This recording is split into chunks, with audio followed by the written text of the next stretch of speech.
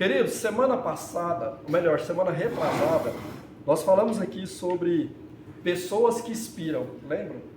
Eu até perguntei, você é uma pessoa que inspira com as suas atitudes, né? Com o seu comportamento, com a sua fala, com a sua amizade? Você é uma pessoa que inspira? Hoje eu quero falar sobre pessoas que fazem diferença. Você pode fazer a diferença no lugar que você está, né? Olha aqui o quanto é importante a diferença que nós fazemos. Até porque, se você olhar no contexto espiritual e no contexto humano também, você vai perceber que nós viemos aqui para cumprir um propósito, uma missão, sabe? E não existe nenhuma missão, nenhum propósito aqui na Terra, se não for para abençoar alguém, para tocar em alguém com a nossa vida, com a nossa atitude, com aquilo que temos e somos. Podemos abençoar alguém. E essa palavra, ela é muito forte, porque o texto que eu vou ler aqui fala do profeta Ezequiel. Quem foi o profeta Ezequiel? O profeta Ezequiel, ele foi antes de Cristo, lá no passado, quando o reino de Israel estava dividido. O povo de Deus tinha 10 nações que estavam escravizadas no reino do norte lá, sofrendo a escravidão. Mas o que aconteceu com o reino do sul? Ficaram 2 tribos ali. O que aconteceu? Deus castiga o povo dele através de uma nação perversa, os caldeus, os babilônios. Eles vieram até Jerusalém, destruíram Jerusalém. Aí Deus usa esse profeta aqui como outros profetas. Ezequiel, ele era contemporâneo de Jeremias. O que é contemporâneo? Os dois exercendo o ministério profético no mesmo tempo, na mesma época.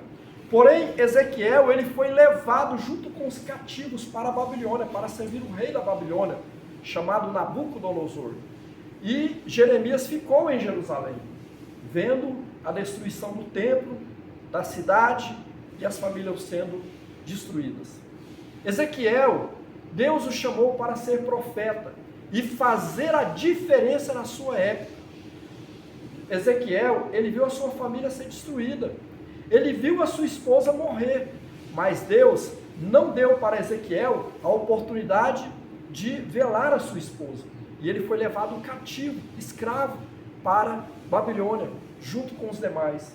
Mas olha aqui a palavra que o Senhor diz para Ezequiel, capítulo 22 do seu livro, versículo 30. Busquei entre eles um ser humano. Deus estava falando aqui do povo que estava em Jerusalém, da igreja dele, do povo dele. Olha o que ele diz: busquei entre eles um ser humano que ajudasse a erguer uma muralha em torno da cidade, alguém que cooperasse comigo para evitar que o muro todo ruísse, que se prontificasse a ficar na brecha diante de mim e em favor desta terra, para que eu não viesse a destruí-la. Contudo, não encontrei uma só pessoa. Olha só que terrível isso. Ezequiel, ele exerceu seu ministério profético nesse contexto. E o Senhor fala através dele que procurou uma pessoa para fazer a diferença naquela cidade, no meio daquele povo, e não encontrou ninguém. Saiba que Ezequiel foi chamado com grande responsabilidade. Antes disso aqui no capítulo 3, sabe o que o Senhor fala para ele? Olha só a palavra de Deus para Ezequiel. Preste atenção, vê se nós não estamos falhos na nossa missão aqui na terra. Olha o que ele diz para Ezequiel: se eu te mandar falar a alguém sobre o seu pecado, e tu não falares, e ele morrer na sua transgressão, a sua alma eu requererei de ti. Isso é muito forte. Mas, porém, se todavia eu te mandar falar, e tu falastes, e ele não se converter, dele próprio requererei a sua alma. Veja a responsabilidade. Saiba que nós somos responsáveis. Você, homem, é responsável pela sua família, é responsável pela sua esposa, pelos seus filhos. Hoje está se formando uns homens Nutella, desculpe minha expressão, fracos, frouxos, sem atitude. Quando querem mostrar a sua hombridade, mostra com violência, quer espancar a esposa. É um tremendo vagabundo, um homem que espanca uma mulher, que bate uma mulher, mas ele quer mostrar a sua capacidade de homem, judiando de uma mulher. Então está faltando homem, está faltando caráter, está faltando responsabilidade da nossa parte com aquilo que nós viemos fazer aqui nessa terra. E Deus chama aqui pessoas para fazer a diferença. Nessa manhã, como Ezequiel, como Jeremias e como outros, pode ser eu e você. Olha aqui, gente, o quanto é tremendo isso. Deus está procurando uma pessoa que se disponha a fazer algo para os céus, para o reino, para Deus. Nessa época aqui existiam 3 classes de pessoas super importantes. Existiam os reis e os príncipes, né, que ficavam no palácio. Existiam os sacerdotes, que eram os pastores, os líderes religiosos da época. Os sacerdotes tinham a função de entrar lá no templo e oferecer libação, sacrifício pelo pecado do povo e pelo seu próprio pecado. E existiam os profetas. O que os profetas eram? Eram Deus encarnado naquela época, porque os profetas eram a boca de Deus para o povo.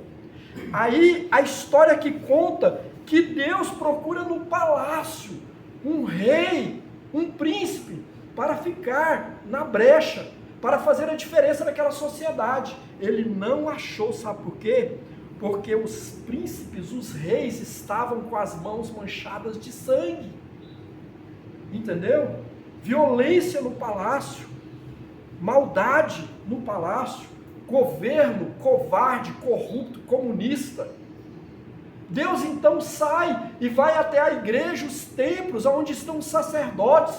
Sabe o que Deus encontra lá? Nenhum sacerdote fiel ao ministério, que cumpre o chamado de Deus de forma íntegra, de forma séria.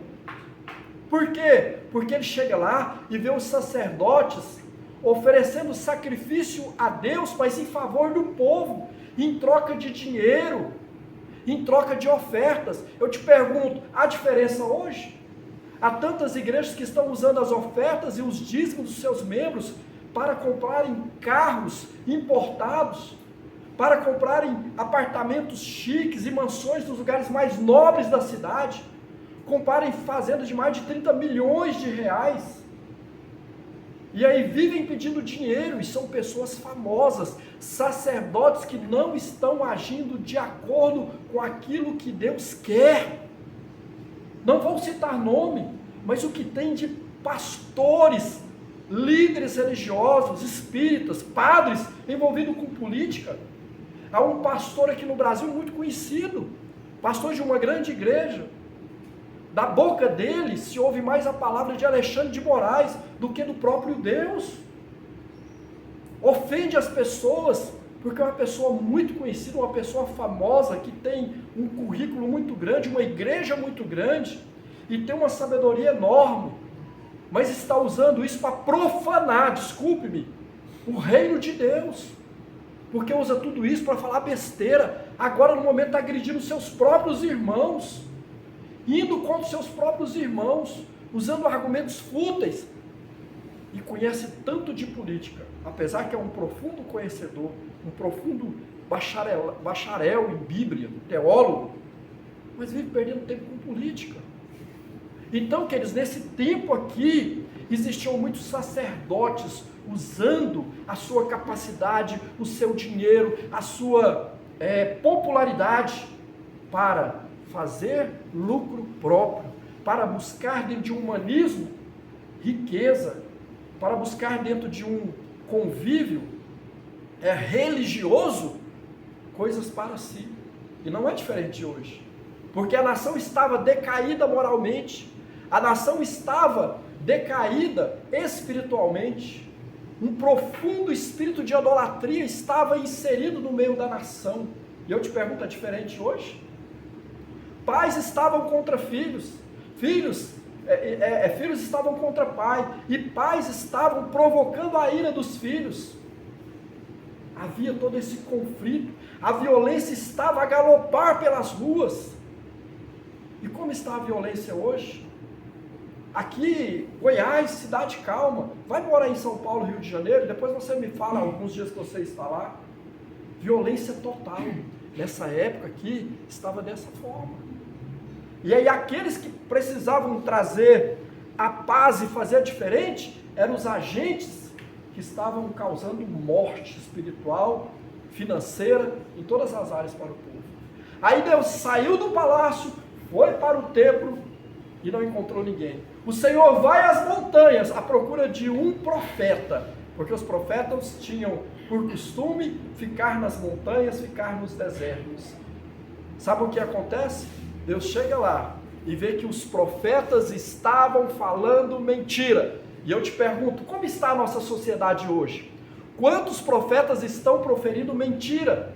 Dizendo que você vai ter casa, vai ter carro, vai ter bênçãos, quando na verdade, seguir a Deus e ser um filho de Deus, um profeta de Deus, uma filha de Deus, uma pessoa que faça a diferença na terra, a primeira coisa que você tem que fazer é negar-se a si mesmo, o seu ego, o seu eu, deixar tudo, tomar a cruz de Cristo e segui-lo. Foi o que ele disse. Mas o que os profetas estão fazendo? Semeando profecias as mais maravilhosas. E aí você vê os programas de televisão, de rádio e nos jornais e tudo mais, que na sexta-feira vai estar naquele lugar um grande profeta, com revelações extraordinárias. Saiba que vai ser uma bênção. Saiba que vai ser uma bênção. Ele não vai falar que você precisa de mudança de vida.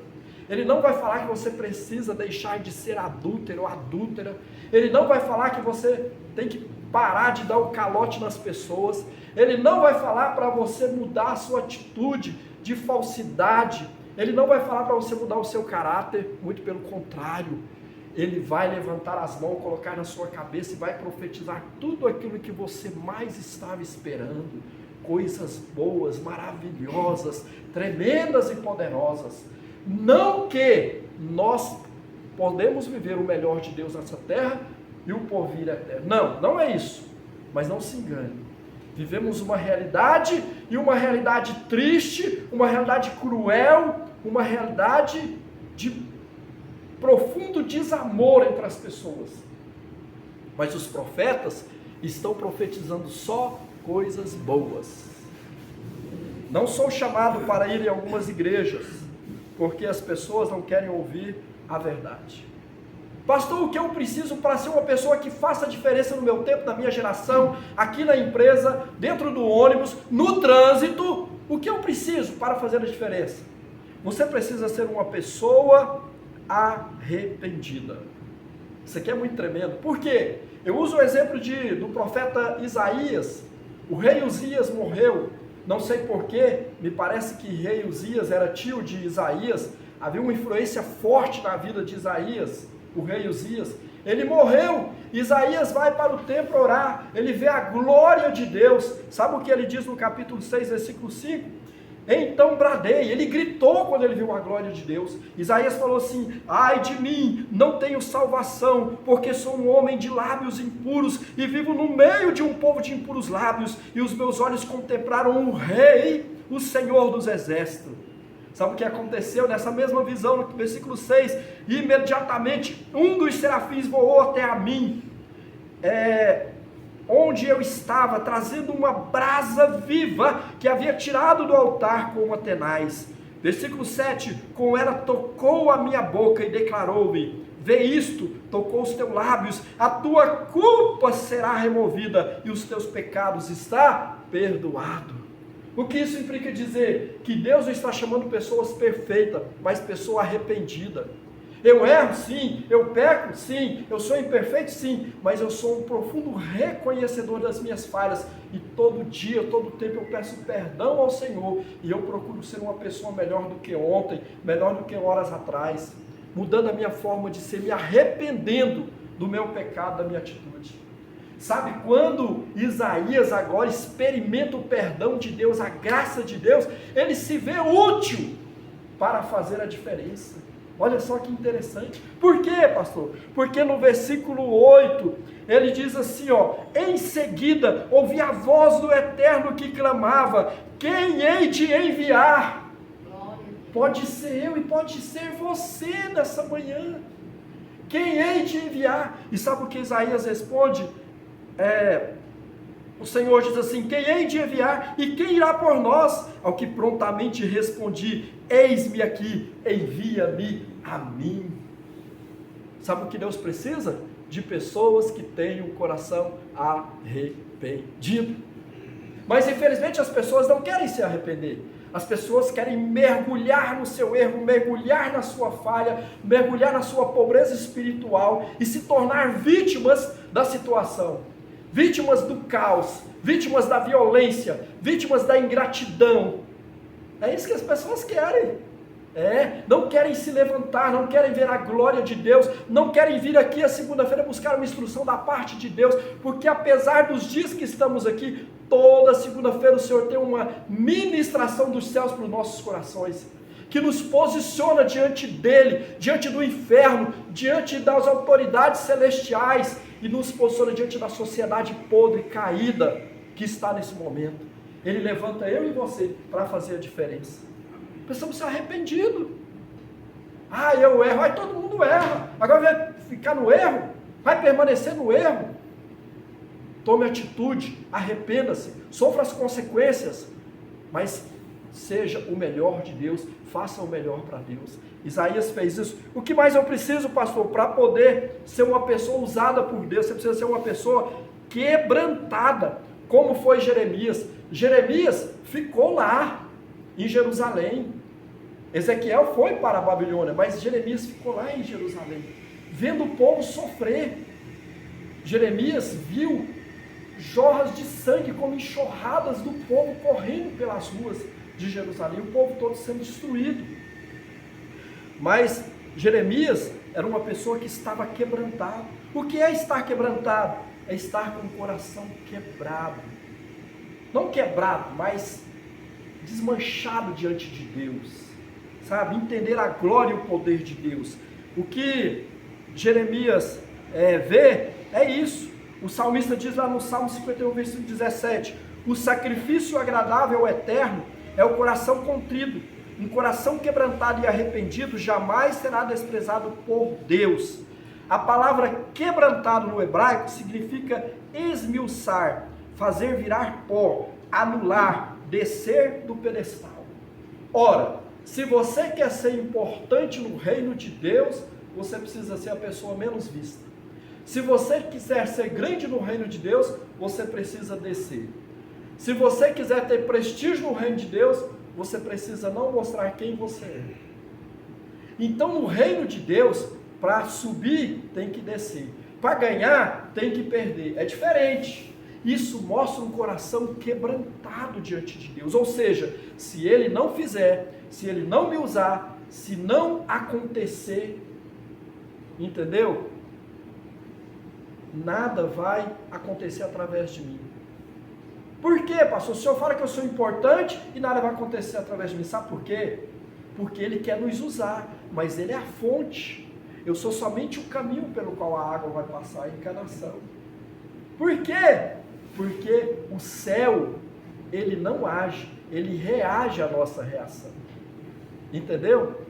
Ora, se os homens não abrem o telhado e desce aquele paralítico diante de Jesus, ele estaria paralítico até hoje. Lógico que já morreu. Se a mulher hemorrágica não vai até Jesus, ela tinha morrido com a hemorragia. Se o príncipe lá dos judeus lá, o general não tivesse ido até Jesus, Jesus não teria curado a filhinha dele, e o outro foi o servo dele. Então, o que nós precisamos entender é que ao fazermos, as coisas vão acontecer, porque é Ele que faz. Então o nosso coração tem que estar quebrado, desmanchado diante da presença de Deus. Sabe por quê? Porque senão as nossas obras viram obras humanas, que a gente vai mostrar para as pessoas o que nós estamos fazendo, quando na verdade tudo é Ele que faz. Agora o mais tremendo é que Ele conta comigo e com você. Então é preciso ter um coração quebrantado diante de Deus, entender que tudo que está acontecendo através de mim é o Senhor que está fazendo, não é eu.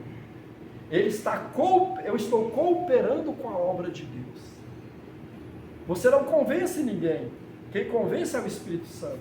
Mas olha, Ele te usa para você ser esse canal de bênção.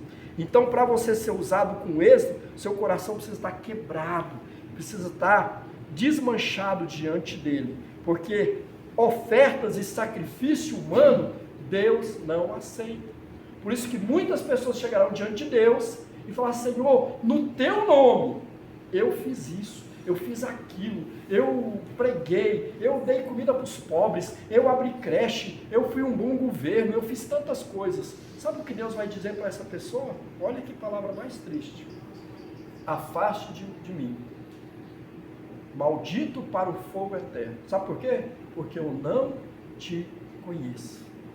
Então, se você faz alguma coisa para alguém com seu coração cheio de orgulho, ora, está sendo como obras de madeira, feno e palha, serão queimadas e para nada servirão.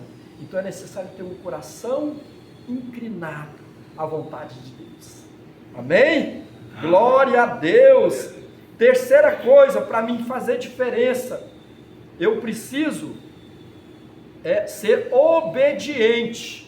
Você já viu que hoje as pessoas estão muito inteligentes, muito cheias de sabedoria, e cada um cuida do seu umbigo? Ah, não vou ouvir fulano não, porque tem nada para me passar, né? Eu não vou ler um livro, porque esse livro eu já li. Uma vez, nós fomos para uma reunião, e a pessoa disse que não ia, porque a lição que iria ministrar naquela reunião, ele já tinha ouvido, inclusive ele já tinha ministrado aquela lição. Aí eu falei: convenhamos.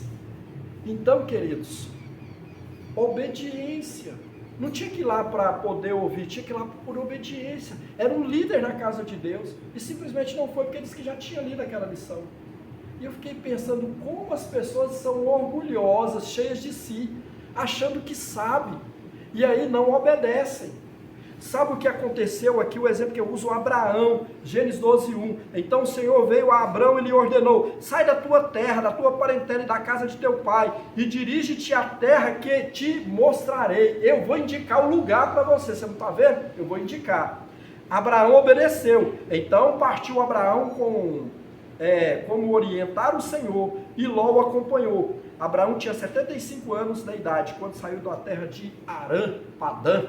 Então veja bem, ele obedeceu, não totalmente, porque ele levou Ló consigo. A história conta que Abraão não podia deixar tudo, porque Ló era, me parece que um sobrinho dele, era um parente dele, e ele era tutor de Ló, ele cuidava de Ló, então ele leva Ló com ele. Queridos, a promessa veio a Abraão de ser, assim, pai da fé, e uma promessa para todas as nações da terra, quando ele estava com 100 anos, 25 anos depois. Mas preste atenção, se ele não tivesse Ló, certamente a promessa teria vindo com 25 dias, não com 25 anos. Então às vezes a gente obedece desobedecendo. Nós estamos fazendo a vontade de Deus, mas assim, colocando algo na frente. Não, primeiro eu vou fazer isso, depois eu faço isso, aí depois eu busco Deus, eu busco a direção de Deus. E é por isso que você não é abençoado. É por isso que você não tem o êxito naquilo que faz, porque está colocando um tanto de coisas na frente antes de fazer aquilo que Deus te mandou fazer. É verdade. E aí você fica perdido no tempo e no espaço, e acaba que você não faz nenhuma coisa e nem outra, ou seja, fica tudo pelo caminho. Aí o tempo passa e você não faz nada. Sabe o que nós temos que fazer? Obedecer. O que Deus chamou para fazer? Isso é de forma pessoal. Você bem sabe a sua missão aqui na terra. O que Ele te chamou para fazer? Uma coisa eu te digo: você e eu podemos fazer a diferença onde nós estamos. E isso vem através da obediência. Hoje Deus está falando no seu coração. Deus te chamou para florescer. Deus te chamou e te colocou como cabeça nessa nação e não como cauda. Deus te chamou para ser príncipe, para ser rei, para reinar, para governar. Deus te chamou para ter uma palavra de sabedoria, de conselho, não piadas nojentas, que não edifica, que não muda a vida de ninguém. Deus te chamou não para falar mal das autoridades, mas para orar por elas, jejuar por elas, pagar um preço pela sua cidade, pela sua nação, pela sua terra, pela sua família pelo menos. Você sabe muito bem o que você deve fazer. Mas você amaldiçoa filho, amaldiçoa parente, amaldiçoa governo, amaldiçoa o salário. Como que você quer fazer a diferença desse jeito? Obedeça a direção de Deus essa manhã, mude o seu coração, e seja um homem ou uma mulher de Deus que marque a sua casa, com o tempo que você vai ficar aqui, O que vai sobrar de você é uma história lá na lápide do seu túmulo. Quem foi você de determinado tempo até um determinado tempo? Foi um cachaceiro, um pigunço, um drogado, uma pessoa que não ajudou ninguém? Ou foi uma mulher que marcou a sua geração? Um homem que marcou a sua geração? As pessoas vão chegar lá e vão olhar. E vão ver que naquela data existe um tracinho chamado lápide, que divide com o seu tempo de morte. O que você fez? E na eternidade, não se engane, tudo que nós fazemos aqui está redundando na eternidade. E não se engane, a vida aqui não chega aos 90 anos. Quando passa de 70, o profeta Moisés vai dizer no seu salmo que é canseira e enfado. O que nós temos de mais tremendo e eterno é a vida com Deus. Ou, se você vacilar, a vida sem Deus. No inferno, onde está o ranger de dente e dores. Terceiro, a gente termina. Nós precisamos ser, sabe o que, queridos? Restaurado. Só assim nós podemos cumprir o propósito. Já passou do horário, mas vou ser bem rápido. Pedro foi aquele homem que andou com Jesus, foi discípulo de Jesus, demorou a crer em Jesus, mas quando ele creu em Jesus, sabe o que ele fez? Ele falou: Senhor, por ti eu darei a minha vida, por ti eu farei isso, o Senhor não vai subir a cruz porque eu vou morrer no seu lugar. Sabe o que aconteceu com Pedro? Jesus falou assim: Pedro, antes que o galo cante 3 vezes, você vai me negar. Pedro negou a Jesus 3 vezes. Estava lá, Jesus estava sendo machucado, sofrendo lá antes de ir para a cruz, e aí Pedro vai e nega Jesus. A porteira chega e fala: mas você não é um que andava com Jesus? Toda segunda-feira você não estava lá na reunião, você tem um tipo daquele pessoal lá, você parece com Jesus. Não, conheço não. De novo um homem pergunta para ele: não conheço. Na terceira vez, ele: eu não conheço Jesus, tem nada a ver com esse homem. Jesus olha para ele com um olhar de misericórdia. Pedro se arrepende. Jesus é assunto aos céus. Começa a igreja.